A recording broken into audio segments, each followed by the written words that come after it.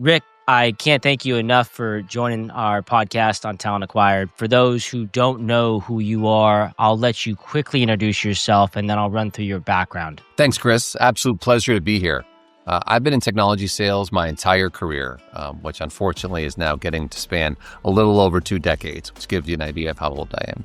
I spent about a decade and a half with Cisco in a variety of roles and then jumped into the startup space. I'm now on my 3rd startup company. And it's just been an absolute pleasure to be a part of each and every one of those organizations and to share some of those lessons learned here with you. Yeah, can't thank you enough. And so, for those who don't know, and as you mentioned, you touched on your history in technology, you were at Cisco for, a little over 16 years or right at 16 years. And everybody knows them in terms of what they do and held a variety of different roles. And then from Cisco, go to a startup, which I believe was your first startup, Ava Security, correct? That's right. Yep. Very good. And ran sales there. And then from there, had a successful acquisition, and Motorola had come in and bought you guys out, which was fantastic. And then on to the next startup, which is Neat, which I'll let you briefly talk about Neat because we do work together. And I think what you guys do is fantastic. Yeah, we sure do. Neat's been an awesome story and the market at the right time.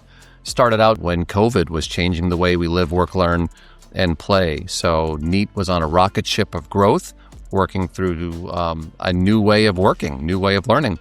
And we've been able to continue to drive this company forward, and we've changed who we are and how we go to market. But at its core, it's really about delivering beautifully simplistic devices that change the experience and how we collaborate. As we touch into this, I'm very curious because the biggest thing that we're seeing today, and I really do appreciate you taking time to speak on this, is a lot of individual contributors, when they think about that next opportunity of growth, it naturally progresses to leadership. And being that you and I are both in sales, one of the things that I consistently hear is how unprepared people are making that transition from individual contributor to leadership. And even from frontline leadership to mid-level management and even to executive. And so I find your experience so interesting because you've been a part of really some of the biggest companies and some of the most successful startups. So what I'm curious is when did you first get into sales leadership? Like, how did that happen? Yeah, it's a great question. And you're spot on, by the way. I happen to think first line leadership is the hardest and most important job in any company. So an unbelievable amount of respect for anybody considering going down this path. It's immensely important to the success of the organization. It's also a really hard way to earn a paycheck. So we'll talk more. And we're going to talk more. Yeah, we're going to talk more about that in this episode for sure. For sure. I did not raise my hand. I did not volunteer. I was 29. I was a good account manager. I'd been in the role 5 or 6 years, and I had a mentor. At that point, somebody who was 2 levels above me, so my boss's boss, come to me and say, hey, I think you would be good in a role like this. You should interview for this open opportunity. There was a transition taking place on my team. He suggested I interviewed. I said, no, I don't think that's a good idea. No offense. I don't want to be you when I grow up. That doesn't look like a lot of fun. and he said, seriously, Rick, you should give this a try. And Chris, I was very, very lucky that I went through the interview process and won the job. And that single-handedly changed the trajectory of my professional career going forward. So just so I'm hearing this correctly, you were not super stoked about going that direction. Why? No, it was almost like an, oh shit, what did I just get myself into moment. Yeah. Right. What was giving you that feeling though? What were you seeing that had you kind of maybe apprehensive? It coincided with the birth of my first child, which was also a little unplanned. That wasn't exactly part of our of the timeline that we had thought things through, and we wouldn't change it. Looking back, it's funny how things work, but we had just had Braxton, and I was dealing with a lot of internal feelings. I mean, you're with your first child right now, right? And all of a sudden, you're starting to think almost about, 5 months. Yep. Right. All of a sudden, you're like, wow, there's more to this world than just me. I have to be looking at things differently and thinking about things differently and thinking about the environment that I want to create for somebody that I care a lot about. And I probably have to mature and grow up in a few ways, and I have to provide in different ways than I ever have before, and my priorities are changing. And I was going through all of that on the personal side, like as my mentor came and asked me to apply for this job. And so I saw some parallels there, and that's the only reason that I entertained the request. I want to talk about what most people think of how you get into leadership, and then what you just talked. You were selected. So how does that work for those who are trying to go in? Or do you have to be crushing your number? Do you always have to be above your number, just below your number? I want to know the performance side of it. And then, from what you understand now, how are they making those selections in leadership? Are people volunteering, or all those things? Yeah, no, great thought. Just because you're a great athlete doesn't mean you'll be a great coach. So in many cases, your best high performers are not necessarily your best leaders.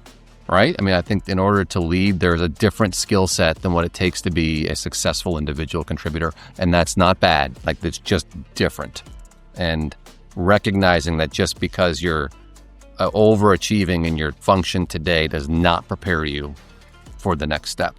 That was a big lesson that I had to learn, and that I continue to see today with a lot of folks making those transitions themselves. Right? At the same time, I'll talk out of both sides of my mouth. There is no way you're going to get promoted if you're not succeeding in your current job. Like, if you can't bloom where you're planted and do what you're doing well, why would anybody entrust you with more responsibility and a larger scope of role? So there has to be a consistently track record of experience and success in whatever it is that you're doing to consider being, leading a function. Now, as far as you mentioned a mentor, 2 levels above that, how much does that contribute to the ability to get into leadership? Not that you were planning that, but I do find that interesting because I've heard that from multiple people. Having a mentor personally and professionally, and again, having multiple mentors, is an absolute key element of long-term success in this game, no matter who you are. I would say not just critical, but almost a prerequisite to getting that role and then being successful. So while I've had different mentors all the way throughout, and they continue to evolve, there have been some that have been the same, been a part of that journey with me, Chris. And we still have discussions on growth areas where I need to do a better job, or things that we know I'm working on personally and professionally. And it's really interesting to be able to have a discussion with someone who's known you for 10 or 15 years and can immediately pick up on, like, hey, Rick, remember what we talked, we're kind of slipping back here, right? Like, this is an area where we're working on it. You need to continue to grow, right? And you can have that really candid discussion, because that is one of the things about leadership, Chris. And this, like, it's lonely, man. Like, who do you talk to? You can't bitch down, right? And you can't necessarily talk up to your boss. They got a lot going on in their world. You may or may not have a large peer group. It can get a little lonely in those roles. So you get into your first leadership role. Did you have any idea of what it would be like versus reality? So let's start with what you thought it was going to be like. Well, sure. Leadership is easy, right? You get a nicer company car, you go get a bunch of steak dinners, and everybody else does the work for you, and you take all the credit, right? Isn't that why everyone gets into leadership? I had an idea what it was going to be, and that idea was making everybody do things the way I did them, because I was successful in my previous role. And so if you just did it my way, you just did it this way, you'd be successful too, Chris, right? What could be so wrong with that? I had a very narrow view of what good looked like and of the different ways to accomplish the goal. And I was very quickly, the blinders came off, and I recognized really quickly, wow, there's a lot of amazingly talented people out here, and they all do things differently than I do, and I'm learning more from them than they are from me. Oh my God, now I have imposter syndrome. Like, am I qualified to do this job? Am I good enough to do this job? Am I going to be able to give them what they need from me, in this role to help them be the best they can be? That was a very difficult transition for me, when I very quickly realized it wasn't just being a super account manager. It was truly being a sales director, a sales leader, a coach, a confidant, and supporting them in a totally different way.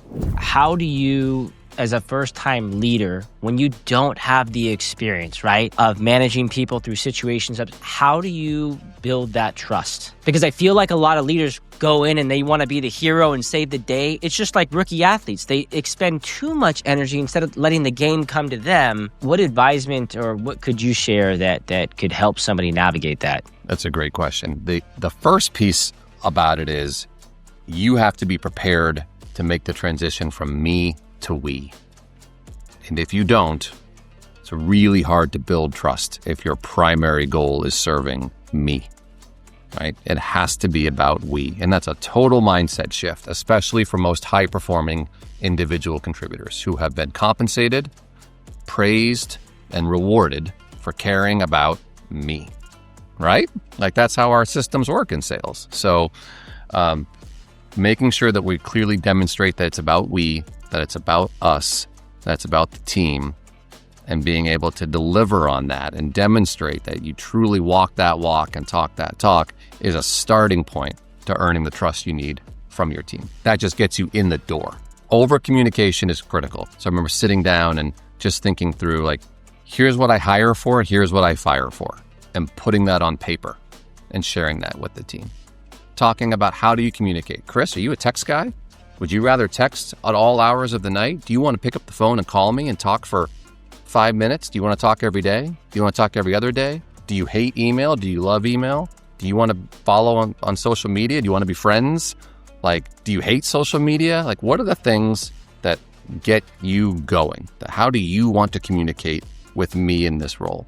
And if I don't understand or ask those questions, then again, huge miss and huge missed opportunity for me to build trust and connect with you where you are. And that's all really basic stuff, right? Let's talk about expectations. How do I help you? What is it that you're looking for? What level of involvement and engagement do you want from me?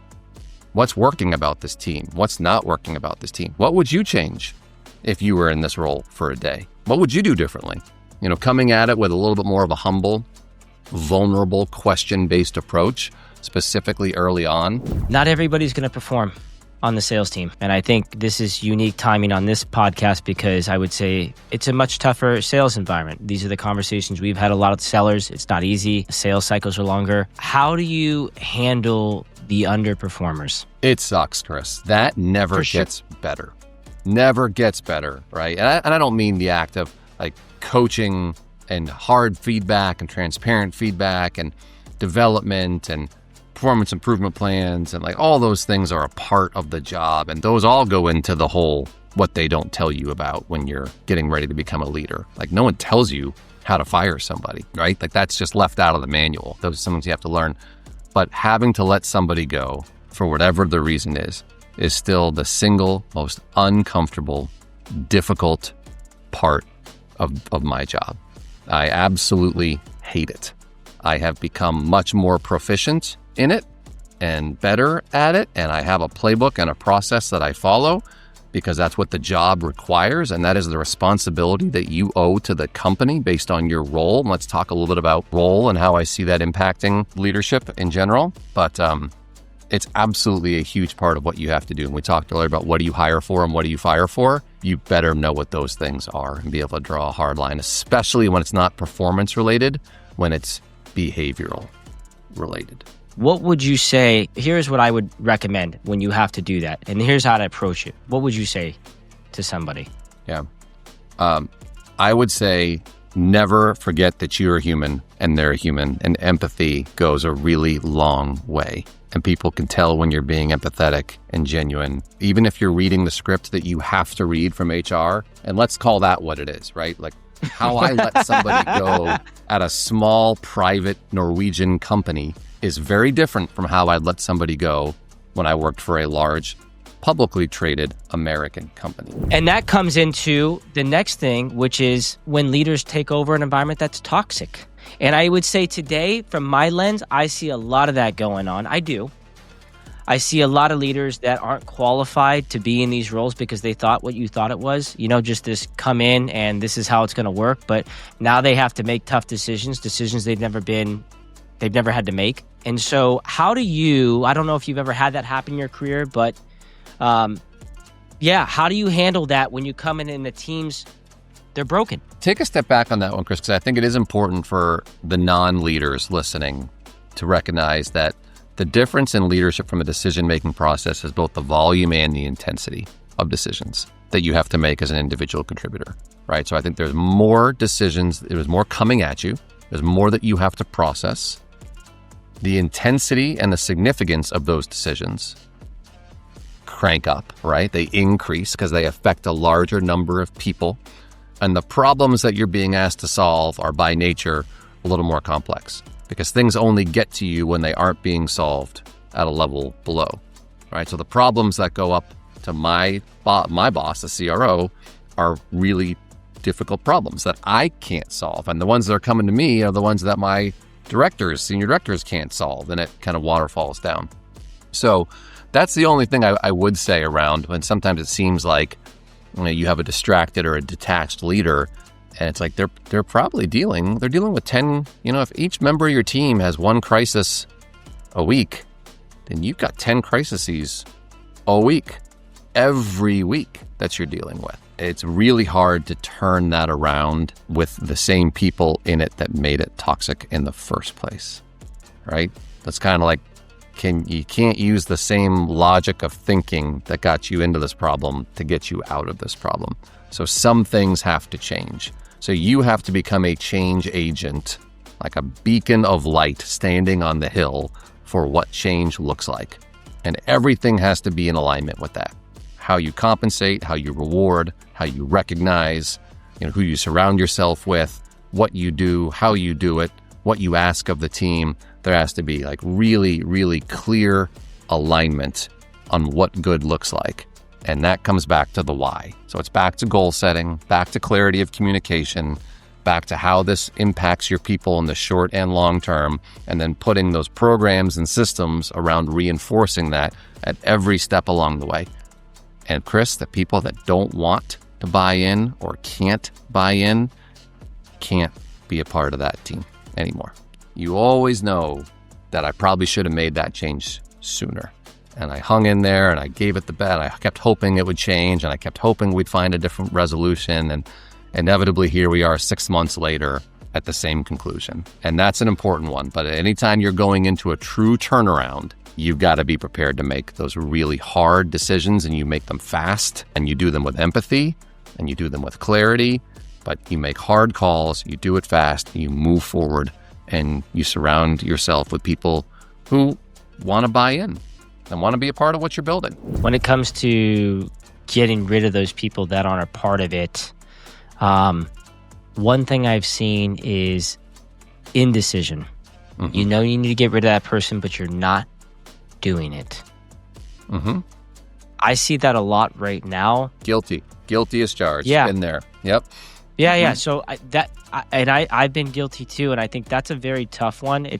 Sometimes it's not always clear because sometimes they are performers, yes, but they're not a fit for the new direction. Actually, yes, that's right. Yes. So, what is your advisement on that? It's actually easier when you have a behavioral issue, right? If you think about there's skill issues and will issues, right? But if somebody ethically crosses the line or behaves in a way that's disrespectful to their peers or to a customer, like those at the end of the day are easy to understand and easier to action. The hard ones are where you have great people that struggle to perform, right? You've got that group that's hard, and then you've got the amazing performers that don't buy in culturally to who you are and where you're going. That group is also hard.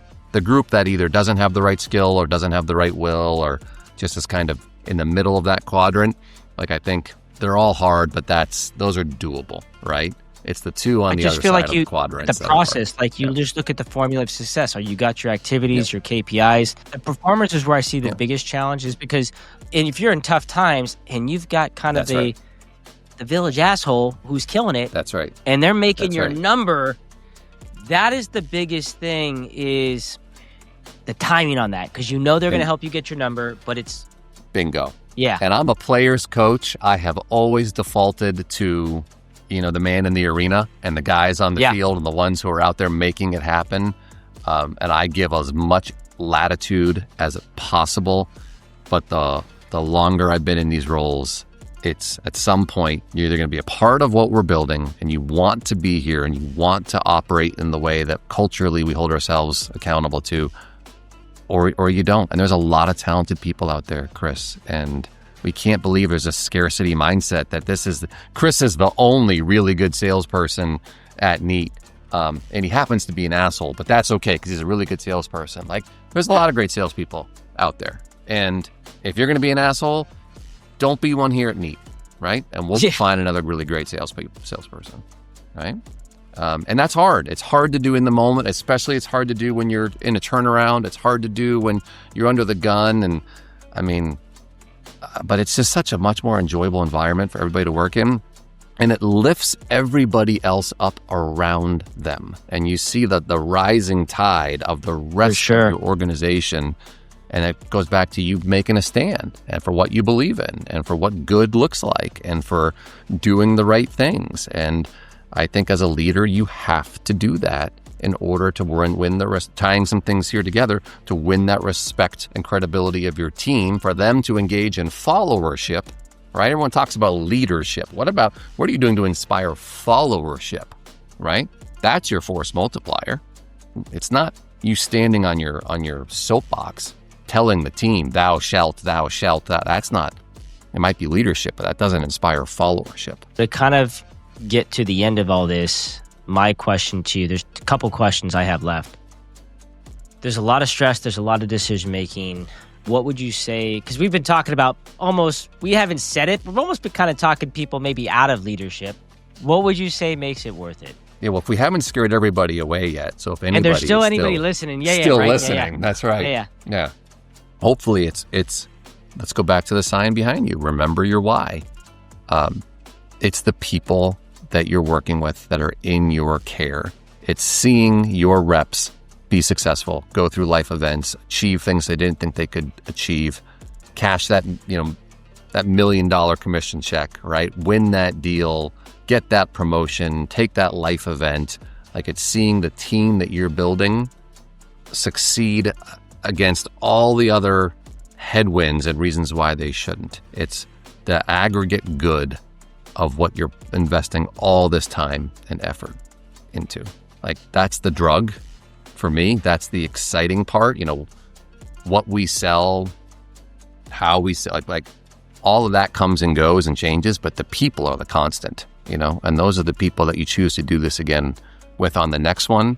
And then you're exposed to new people. Like, it's the continuous cycle about people and achievement and success and growing together. Like, that's the best part of the whole thing.